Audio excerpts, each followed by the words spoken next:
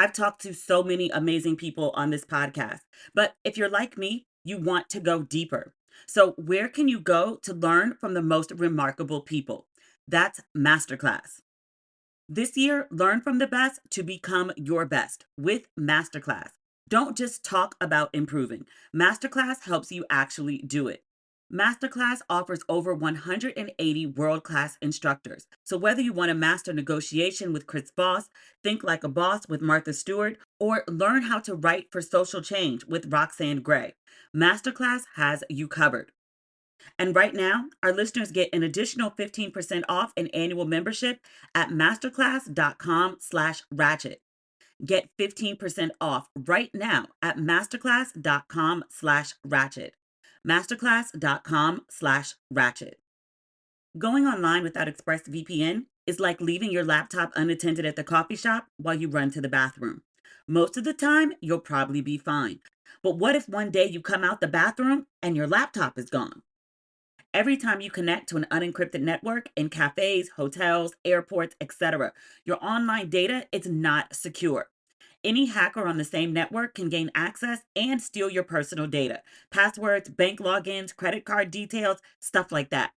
And it doesn't take much technical knowledge to hack someone. Just some cheap hardware is needed, and a smart 12-year-old could do it. Secure your online data today by visiting expressvpn.com/ratchet. That's expressvpn.com/ratchet. And you can get an extra 3 months free. expressvpn.com/ratchet. Wedding season is upon us, and there's no need to live in fear of tight dresses. With Honeylove, you can feel your best even when you're wearing less. They use targeted compression to enhance your curves instead of squeezing them. You'll feel hugged, not suffocated. Whether you are the bride, a guest, or looking for extra confidence and an everyday fit, Honeylove is your go-to for all things shapewear. Plus, they're the only shapewear that won't ever roll down, no matter how much you move on the dance floor. Treat yourself to the best bras and shapewear on the market and save 20% off at honeylove.com/ratchet. Use our exclusive link to get 20% off. honeylove.com/ratchet. After you purchase, they'll ask where you heard about them. Please support our show and tell them we sent you. Say yes to every adventure with Honeylove. Ladies and gentlemen, boys and girls, and those who don't identify as either, you are listening to Ratchet and Respectable. OMG. I was up last night till the wee hours of the night, and I'll explain why in 2 seconds. But before that, I was watching the season 3 finale of Bel-Air, one of the greatest hours of television I've seen in a very long time. The whole season has been really, really good. And I can say now, start to finish, because all of season 3 is out. Yes, all of season 3. They dropped 3 episodes, then 3 more episodes, 2 episodes, and 2 episodes. So we got 10 episodes. They dropped the whole season in a month. Remember, I was complaining about Peacock, and I was like, y'all gonna roll it out week by week. They heard our cries. They answered our prayers. That season finale, I ain't been this stressed about a wedding since Whitney and Byron. I mean, they actually didn't get married, but I ain't been that stressed about a wedding since A Different World. Stressful, very dynasty level drama. I was screaming at my screen, screaming. And then things happen. I don't want to spoil it for you because it's only been out 24 hours. I know everybody just don't have free time in the middle of the week. I try to be mindful and respectful of that. I need y'all to finish watching season 3 over the weekend so we could talk about it in detail on Tuesday, because I need to go off. Like, I need to talk about it. Like, things happen. So many things. Except with Ashley. They gave her a little storyline. It wasn't nothing. That could have been wrapped up in one episode, but they tried. That's more than they've done the previous seasons. I'll give them that. But yeah, some things people got mad about me because I was like, I'm not feeling it. And people were like, no, give it a chance. You're being mean. No. I saw some shit early that other people didn't see. I saw it. These writers, I want to fight them all on sight. But then also, I think they should get double pay. They did their job this season. It was good TV. Good TV. Reasonable Doubt also came out last night. I'm not doing too much on Reasonable Doubt anymore. And look, I like the show. I like the characters. You know how I feel about MF Michael Ealy in season 1 and then MF Morris Chestnut now that he's here in season 2. But I feel a way when I go really above and beyond for shows and then I see people. I'm not being a hater, just to be clear. I don't not want other people to get their checks, but I just like, you know what? I really do talk about shows and I really do promote them. And it really does make a difference in viewership. I see people who don't even talk about TV like that, like they spend their dollars there. So, like, you know what? That's where you want to invest. I absolutely 110% respect that. But also, I choose not to invest in people who don't invest in me. I wish the show nothing but the best. I'll continue to watch it, but the recaps and all that stuff, I can't do it this season. My apologies. Just, I feel away. I do. It's really good this season, though. I didn't get a chance to watch Marlon Wayans on Club Shay Shay. I actually like Marlon. Of all the brothers, my crush was on SW1, the DJ, but Marlon has grown up to be a fine looking man. Very easy on the eye and good quality acting. I ain't like him. Wasn't he one of Aretha's husbands? I want to say the movie where J Hud played Aretha. Wasn't Marlon one of the husbands who beat the brakes off of her? Am I remembering correctly? But he also plays the dad in Bel-Air, Will's dad, and he's doing an excellent job over there too. And I'm not just saying that because I like Bel-Air. I'm saying that because he's a really good dramatic actor. Is there like some investigation why comedians make really good dramatic actors? Does Kevin Hart be on that too? I'm sorry, we're losing the plot. I haven't had a chance to watch Club Shay Shay yet, but I've seen clips of Marlon Wayans. Apparently, he's just telling story after story after story. I don't think the Wayans brothers get their just due for being the Black royalty that they are in Hollywood. I was reading some statistic about the family the other day. I think it was about the family. I don't think it was just Marlon. They were saying that their movies have grossed over like $1 billion at the box office, like billion with the B. B as in boy. They make a whole lot of money. And Marlon should have a whole lot of money. And he's single. But like for weird reasons, because he was like, I could never love a woman more than my mom. Do you remember that quote? And I was like, oh, you that dude. Maybe Shannon asked him about it. I don't know. But I do want to take the time to watch that video. I may have additional thoughts after I get a chance to watch it. Y'all said last week I was too mean to Tyrese. They were like, Tyrese said in the interview, if you watched it, why he put the fake hair on. And I was like, there's no justification for that. He didn't say it on Shannon Sharp. He said it on Breakfast Club. And I was like, you think I'm watching Tyrese on Breakfast Club? Stop. Stop. You know me better than that. Or you should. If you listen to the podcast regularly, absolutely not. But the answer, I did go look up the clip just to be like, what justification could he possibly have? Tyrese said that he is an actor. And so as an actor, you know, he plays with props. He plays with different appearances. And so he was doing this performance and he felt like channeling Marvin Gaye. And he went and got some hair and put it on his face. And he was like, you know, it was really realistic. And I was like, to who? I didn't read that cover story on Ursher at the cut. I will at some point. I just didn't get a chance to yet. I saw the pictures. Apparently, this is the Cut's. Is it their first print publication? No, doesn't sound right. Hold on. It's their first. I'm acting like my phone is not freezing. Oh, no. Okay, I wasn't lying. I'm reading this on Instagram. It says, by the way, every copy of Cut's first ever solo print issue. What does that mean? So is there like a first ever double print issue? Too much. First ever solo print issue includes a very casual double-sided rip-out poster of Ursher. Do with that information what you will. They went very like Tiger Beat right on. Remember like back in the day, like early 80s, right on, word up. They would have like your favorite celebrity. I only know this because like my babysitter would tear out the pictures of her fave and have them all over the wall because I was like 6. That's how I remember this. But the shoot is giving you Team Heartthrob vibes.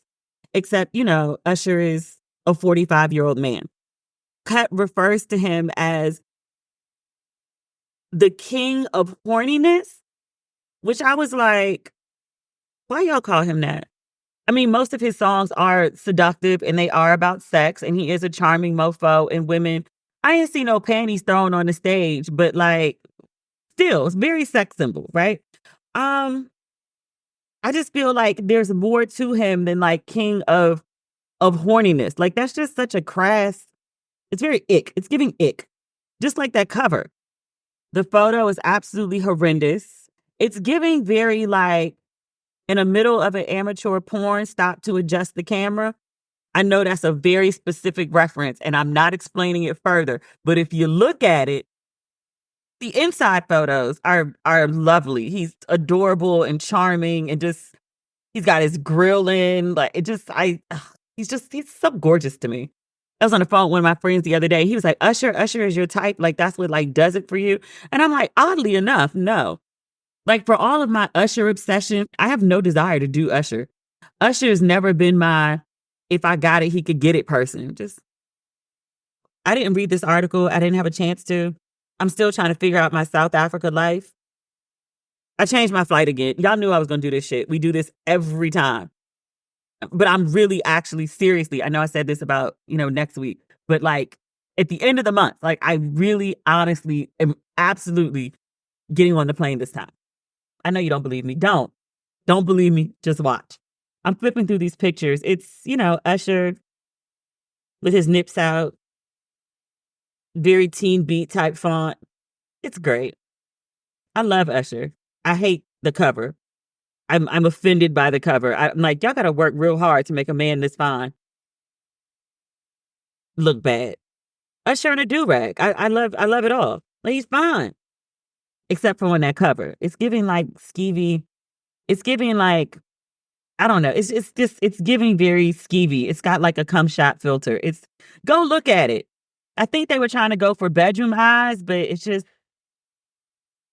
giving Pornstache. I don't like it. I'm stop looking at it. I'm stop looking at it. I'm stop looking at it. Going online without ExpressVPN is like leaving your laptop unattended at the coffee shop while you run to the bathroom. Most of the time, you'll probably be fine. But what if one day you come out the bathroom and your laptop is gone? Every time you connect to an unencrypted network in cafes, hotels, airports, etc., your online data is not secure. Any hacker on the same network can gain access and steal your personal data, passwords, bank logins, credit card details, stuff like that. And it doesn't take much technical knowledge to hack someone. Just some cheap hardware is needed, and a smart 12-year-old could do it. Your data is very valuable. Hackers can make up to $1,000 selling personal info on the dark web. ExpressVPN stops hackers from stealing your data by creating a secure encrypted tunnel between your device and the internet. I use ExpressVPN because it's super secure. It would take a hacker with a supercomputer over 1 billion years just to get past ExpressVPN's encryption. And even better, it's easy to use. You just fire up the app and click one button to get protected. ExpressVPN works on all devices, phones, laptops, tablets, and more, so you can stay secure on the go. Secure your online data today by visiting expressvpn.com/ratchet. That's expressvpn.com/ratchet. And you can get an extra 3 months free. expressvpn.com/ratchet.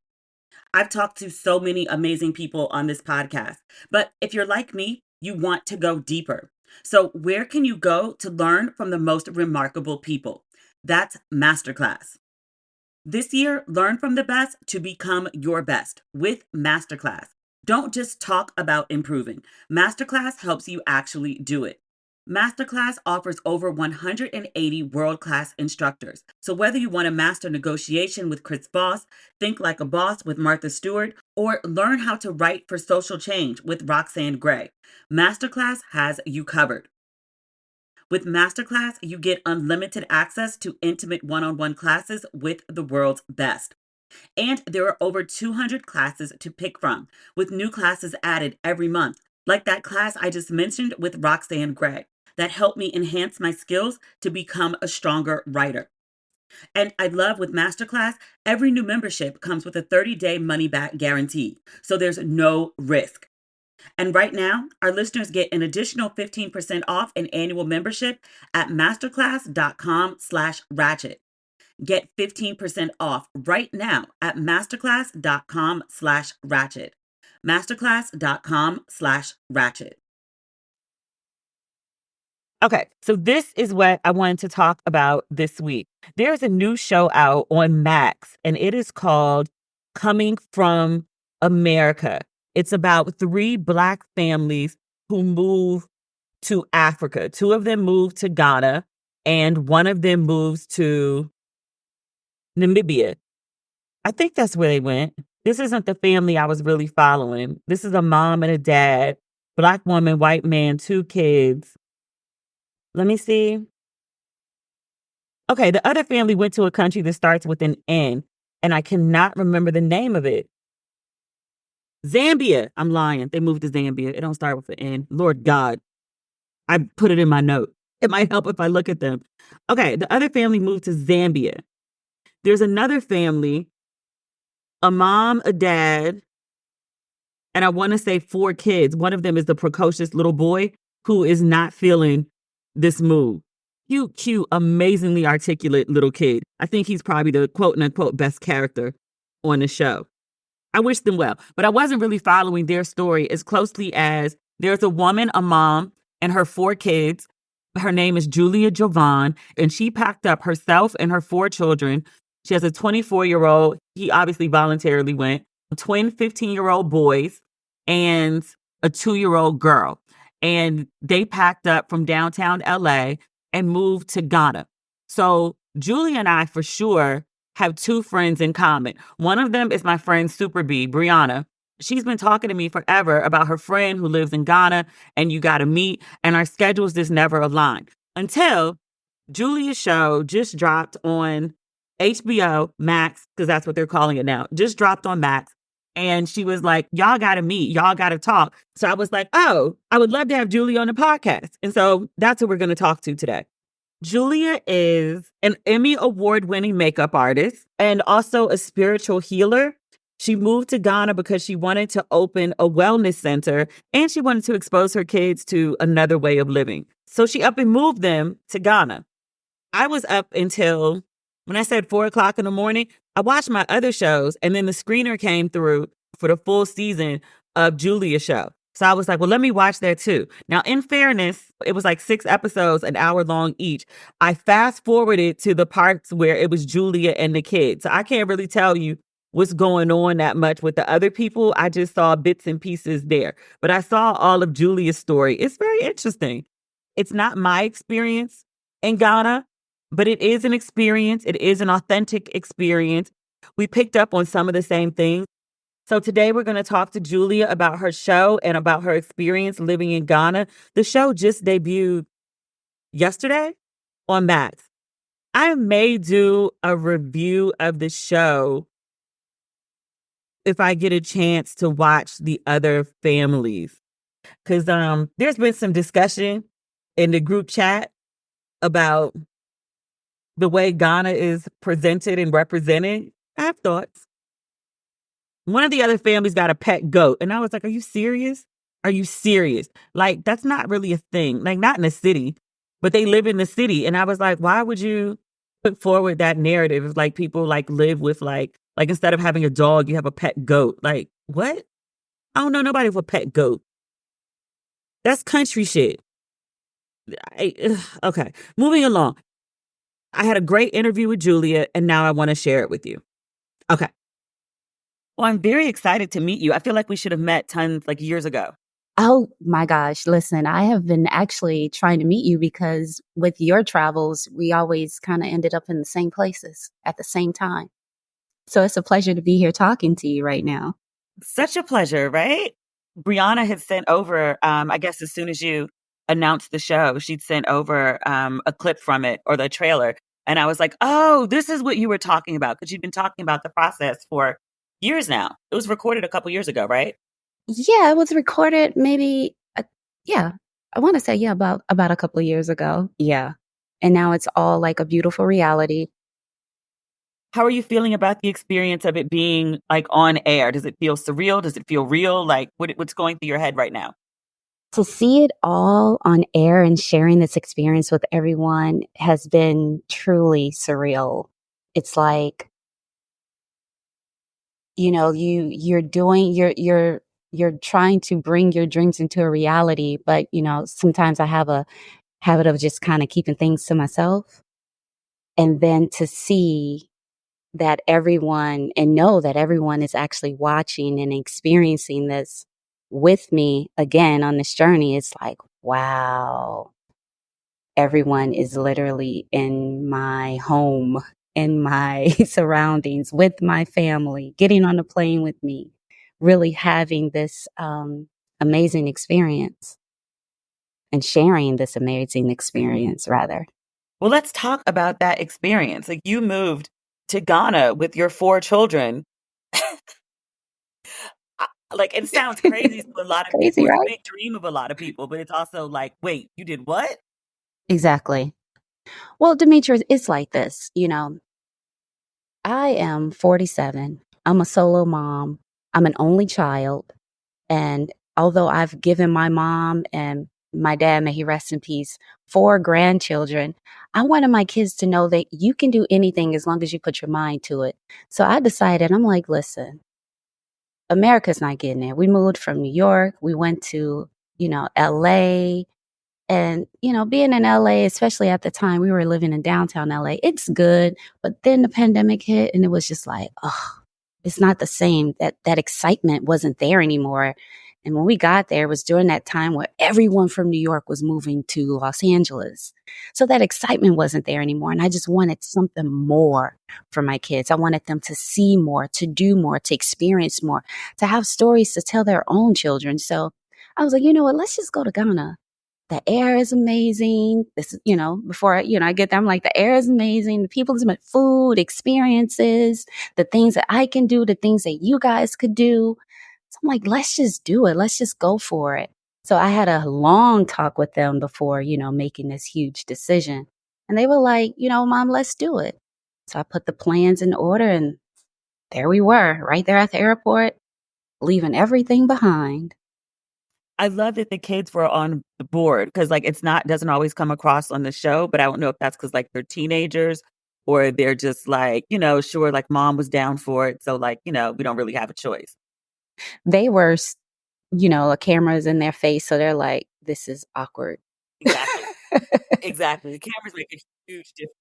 They felt that a lot, that the camera was in their face.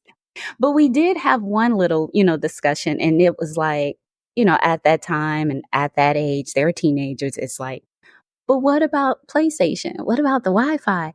Am I going to be able to eat this way or eat that way? My kids, they're not really into McDonald's. We don't eat McDonald's and stuff like that. So they were fine as long as they can, boys get some chicken. They were fine. Hilarious. So they, as long as they had their chicken and fries and was able to get that, they were fine.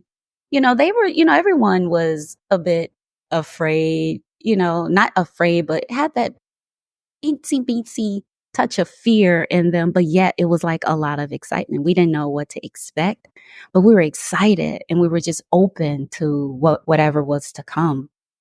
So before you moved to Ghana, you'd actually been to Ghana before, right? No, I'd never been to Ghana. Okay. All right. I had never been to Ghana. Have you been to the continent, like anywhere in Africa before? No, not at all. So what was the draw then? What made you say like, I want to pick up and go to Africa as opposed to I want to pick up and go to London or I want to go to Colombia? Like why Africa and then why Ghana specifically? The research. So before I made the huge decision in the jump, it was the research. I research. And when it's time for me to go anywhere or do anything, I do a ton of research. I literally sit there and meditate and imagine myself in that space. So what I did was, I did a lot of YouTube. I, looked up where I wanted to be like near lush greenery. So I looked that up. I looked up different neighborhoods that was similar to, like a New York, Brooklyn, or maybe a Chicago suburb type of area. So I did a ton of research. I looked at people building tiny homes or living, just economically on the land. I just did a lot of research. And I also looked up my astrocartography. What does that mean?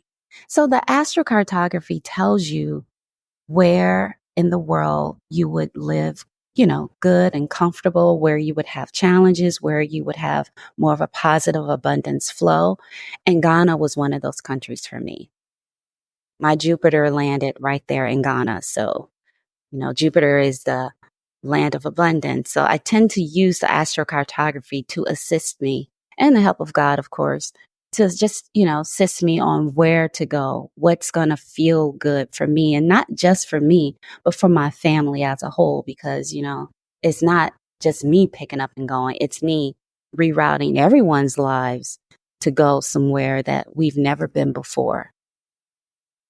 Wedding season is upon us, and there's no need to live in fear of tight dresses. With Honeylove, you can feel your best even when you're wearing less. They use targeted compression to enhance your curves instead of squeezing them. You'll feel hugged, not suffocated. Whether you are the bride, a guest, or looking for extra confidence and an everyday fit, Honeylove is your go-to for all things shapewear. Plus, they're the only shapewear that won't ever roll down, no matter how much you move on the dance floor. Honeylove shapewear features lingerie-inspired design details that you'll want to show off and is made with breathable fabric that keeps you nice and cool. My favorite is the Superpower short that smooths, shapes, and lifts, giving you a flawless silhouette under any outfit. Treat yourself to the best bras and shapewear on the market and save 20% off at honeylove.com/ratchet. Use our exclusive link to get 20% off. honeylove.com/ratchet. After you purchase, they'll ask where you heard about them. Please support our show and tell them we sent you. Say yes to every adventure with Honeylove. Okay, so you did the research, which I love. When you got to Ghana, what did you find that your research didn't show you? What were you surprised by? The first thing that I was surprised by when I got off of got to the airport was the feeling. Everyone kept talking about that feeling you get. And side note, let me add that I actually grew up in Mississippi. So a lot of people from my research were telling me that, you might feel that Southern kind of hospitality when you get to Ghana. So that was always in the back of my head. This is what I'm looking for. So when I got to the airport, there was this welcoming feeling that you get when you go down south. I don't know if you have people in the South, but My dad's from Mississippi. oh, so you get that welcome home, and everyone was just embracing. So I got that. And then when we were like riding in the van, oh my gosh, the way that I saw so many advertisements of just Black people, us just everywhere, that felt so inviting. Like it just, I'd never ever seen anything like that in my life, where every billboard was just us. So that made me feel good. And I didn't see a lot of that in my research. And then the other thing was, the traffic. I didn't see that. I guess the majority of my research was looking at the feeling, the homes, the apartments, the food, the culture, how to, greet, everyone, how to, just be respectful of each other. So that way I can, make sure that my kids were prepared for that. You said something else in one of the episodes that caught me too is looking at the women who were selling in traffic and commenting on their posture. And you were like, yo, I really need to work on my posture. And I was like, I had that same thought too. The strength that they hold, that they showcase, that was just amazing. Now, coming from Mississippi, my grandmother had 13 kids. She was a single mother. And I know what strength is. I know what she showed me. But to see these women in Ghana carrying loads of fruit, clothing, babies, just everything on their heads, and the posture was straight. It was right then and there, Demetria. I knew that I can do all things, that this challenge was not a challenge, but it was going to be a blessing because I know what strength is. And to see that as a vision next to my grandmother, oh, I was blown away. Is there any time, I guess, you would say that you did a lot of research, but it's a place that you hadn't been to before? Was there ever a time when you were like, I think maybe I should have come here first? Or were you just like, did everything just sort of flow and go for you? Demetria, I want to say both. It was a flow and go kind of, but it was also like, the electric, the water. You can run out of water quick and not know it. The way that you have to buy your Wi-Fi, it's not like you can just sit there and just run water and, oh, I'm gonna let my shower cool off or, get hot or warm up. You need to hop in and hop out because you have to be mindful of water usage, electric. Wait, where were you living? Because I had the electric issue, but I didn't have the water issue. Like my water flowed. My water flowed, but then my water didn't flow. Okay. All right. I Okay. was in a Laboni. Really? 'Cause that's where I was. Okay. Let me tell you, I freaking love Laboni. I love it. I love, love, love, love, love it. It was like the perfect transition coming from New York. I mean, not New York, but from LA there. It was perfect. It was perfection. And I was so proud of myself for finding that and knowing, about that. But yeah, it was just, one of the issues of one of the the places where we were staying. Mm. Yeah, I guess it like varies place by place. Like kind of like in the States, like some places are, better equipped than others. Mm-hmm. Absolutely. Can I ask about your finances moving over to Ghana? Like how much did you save or how long did you save in order to, prepare to have like, a similar life or similar lifestyle or amenities that you had in the States to have them when you got to Ghana? Listen, that took a whole lot of planning, a whole lot of planning, a whole lot of saving your tax return, you know. It took a whole lot of planning. So I was able and comfortable enough to use those resources to get us going. Okay. And your goal for being there was to open a wellness studio. I haven't seen the whole episode. They sent over, or the whole season, I should say. They sent it over last night, and I was up till 4 o'clock this morning. I got through episode 5, but I didn't make it to the end. Were you able to achieve your goals that you set out to do? I feel that I was. I feel that I was, but you'll have to see. You'll have to see. Yeah, I realized when I was asking a question, I was like, am I asking her to give too much away? Okay. And can we talk about dating? Because at least in the episode I saw, there was one guy that she went on a date with who's very popular in Ghana, by the way. I recognized him and I was like, oh, this man looked familiar. And I asked one of my friends and she was like, oh, that's so and so. Did you have like other experiences dating or like how did you find it overall? I found it overall interesting, but Interesting. then again, let's just say interesting. But, coming from a woman who, hadn't dated in a while, it wasn't, how can I put it? It wasn't as I'm just going to pop right back in like I thought it would. Dating is not the same as it used to be. Dating has changed a lot, and I just feel that you really have to be prepared for for that. Dating is like setting an intention for, okay, today I'm going to get up and I'm going to go to the grocery store. I am going to write in my journal. I'm going to start dating. It's an intention and you have to be very intentional about it. At least that's how I feel. So it's interesting. Did you find it different than the States or did you find like, men are men are men worldwide?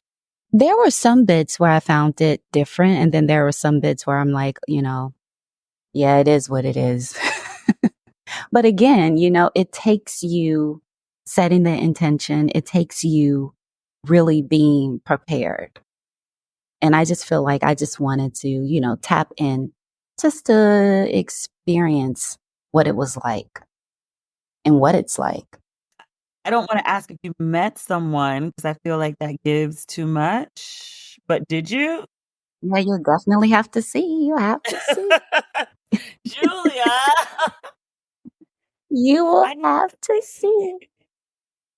I I'm need gonna some give you the tea. I need tea. some hints, something. Here's a hint that I can give you. I'm on the phone. I'm talking to Demetria and I'm smiling and I'm so happy. Okay. All right. Are you still in Ghana now? Are you still living there? I can't really say right now, but I Okay. am, I'm still back and forth a lot, because I still, have to work. So I'm still traveling, but I'm back and forth. Okay. Good, good, good, good. Have you been to any other countries on the continent? Oh yeah. I went and spent some time in South Africa, which was amazing. Cape Town. OMG. Amazing. It reminds me of Malibu. Oh, definitely. It's so like a LA vibe, you know? The LA vibe out there is amazing. Well, it's not LA, but it's like a LA kind of vibe. And the weather is amazing too. Well, I think they are It's just amazing. coming out of winter right now. Yeah, we're coming out of winter. I actually go back in 9 days now. Less than 9 days. 9 days. 8 days. I'm going back for a Oh yeah, couple you're months. going right at when they're starting back for spring summer now. Yeah, yeah. I was just there when they were transitioning into winter. hmm I like American summers or European summers, Yep. but I like South Africa in spring and fall. Yeah. It is amazingly beautiful and their beaches is impeccable. Yes. Yes, yes, yes. Would you recommend people move to Ghana after your experience? I actually would, and the reason I say that is I would, but I would say definitely do your research, take some time, make sure this is something that you want to do. And I feel that everyone, all of us, should experience it. Everyone. Even if you go for like a week or a month, just make sure that you try to put it in your itinerary and make it, an experience to make that experience a part of your life is very rewarding and it's very fulfilling. It reminds me so much of Mississippi. Really? I don't know how far deep your dad is, but like I was in like the deep country, like the red sand, and Ghana has that red sand. I can see that. In Mississippi, I like it's deep in the South and the welcoming and the kids running around. That's what I saw growing up. I used to walk in the woods with my grandmother with no shoes on, and she'll tell me, go back to the house. And the house was probably like a good 10 minutes away. And I was 5 years old doing that. Yeah. Okay. Because I saw in one of the episodes you went to the park with the canopies and you saying the thing about the red clay now. I remember making that observation when I was there and I was like, this looks like Georgia clay. Yeah.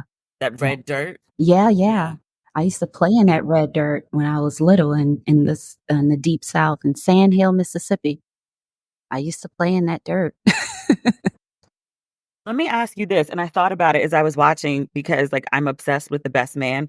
And I was literally just watching like the whole, I don't know, both the movies and then like the TV series as well. And there is a part or a storyline in The Best Man where one of the characters is going through a divorce and she moves the child with her to Ghana. Oh, And it made me think about this when I was watching that episode. And I wonder if, the children's father was okay with you moving so far away, if there was any objection there. And if so, how did you navigate it? well, just to let you know, so my kids have different dads.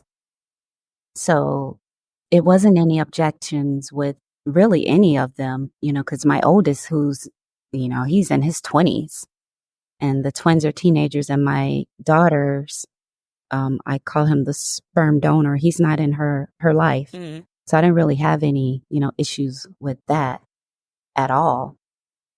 It was pretty, easy. They pretty much trust me. They know that I'm not the type of mother it's like, oh, you can't see your kids or you can't talk. And they know I travel a lot to go back and forth, especially from the States over there for work and whatnot. So I'm just very grateful that I have a co-parent that trusts me on that level. Yeah, that's a blessing. You have to have that support. It's very important. So it wasn't anything like the best man or, I'm rooting to leave. Thank God it wasn't. Summer should be fun, not financially stressful. With the Chime Secured Credit Builder Visa credit card, it's easy to start building credit with everyday purchases and regular on time payments with no annual fees or interest. And if your credit scores grow, so could your opportunities for lower rates on loans, like for a car or home. Chime Credit Builder Visa credit card can be used everywhere Visa credit cards are accepted, and you build your credit using your own money. I love that you can get paid with up to 2 days early with direct deposit. And you have access to more than 60,000 fee free ATMs, which is more than the top three national banks combined. With Chime's secure credit card, you can improve your credit scores all summer long. Get started at chime.com/ratchet. That's chime.com/ratchet. Chime feels like progress. The Chime Credit Builder Visa credit card is issued by the Bancorp Bank North America or Stride Bank North America. Spot me eligibility requirements and overdraft limits apply. Out of network ATM withdrawal and OTC advance fees may apply. Terms and conditions apply. Go to chime.com/disclosures for details.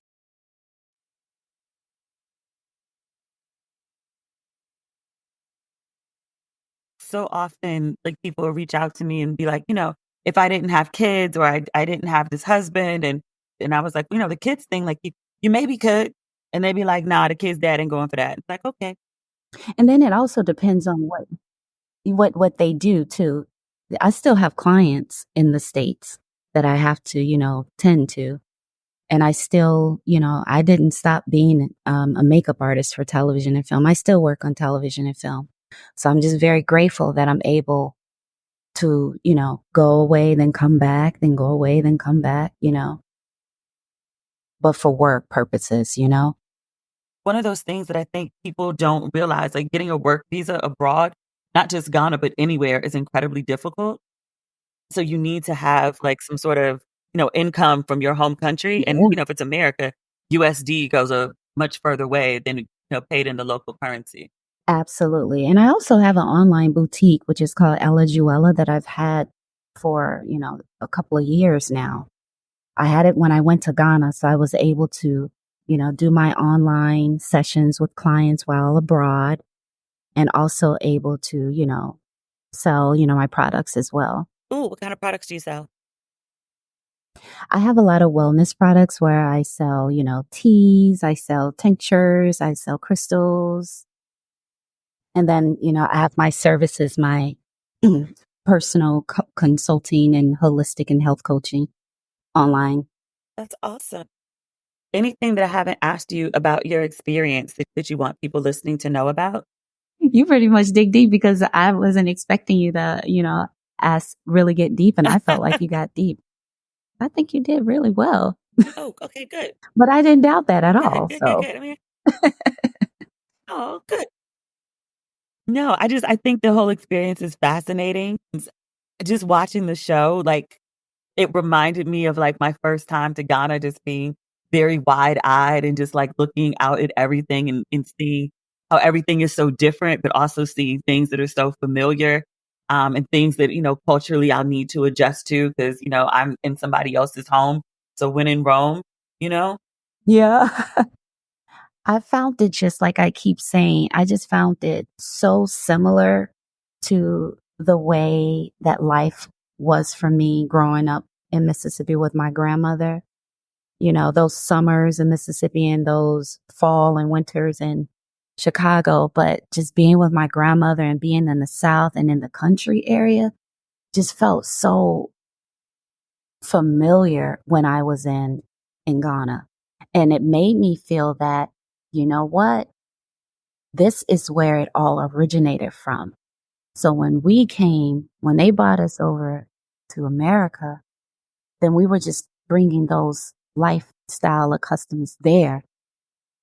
And it just made me realize this was already within me. This just didn't come from just being in Mississippi. This was a part of my life. This was in my DNA. This is why it's so familiar. And it just made me feel like I've been there before. Like maybe I was there in a past life. Maybe I don't know. It just felt so familiar. It had its challenges, but it still kept me grounded. It still kept me like, you know what? I've done this before. I've hung clothes outside on a line before. We used to wash our clothes on our hands and, use the outhouse. The outhouse is where you have to go outside to use the bathroom, not to run on with it, but it just felt so familiar. It sounds to me like you enjoy the more countryside of Ghana than you did like being in Accra, which is much, much more city. I'm a little bit of both of the girl. I feel that at this age, I'm 47 and getting older, maybe I've lived in a city, all my life as well. And that southern part of me from Mississippi just brought back so many memories. And those memories were just embedded in me when I, got to the countryside of Ghana. It just, brought back memories. And my grandmother isn't around anymore. So it's just like, I feel like a lot of me was missing her and found that it just felt comforting being there on that side. But I also like the city as well. Yeah, the city is like busy and chaotic and loud and, high rises and all that stuff. Like I'm a city girl. Yeah. I love the city though, but I did find that my heart was lying on the countryside more. I love that.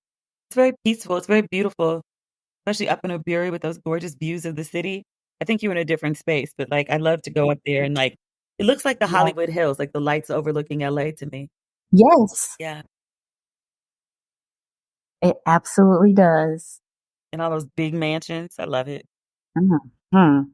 Absolutely. All right, Juliet. Thank you so much for your time. I'm really excited to keep following your journey.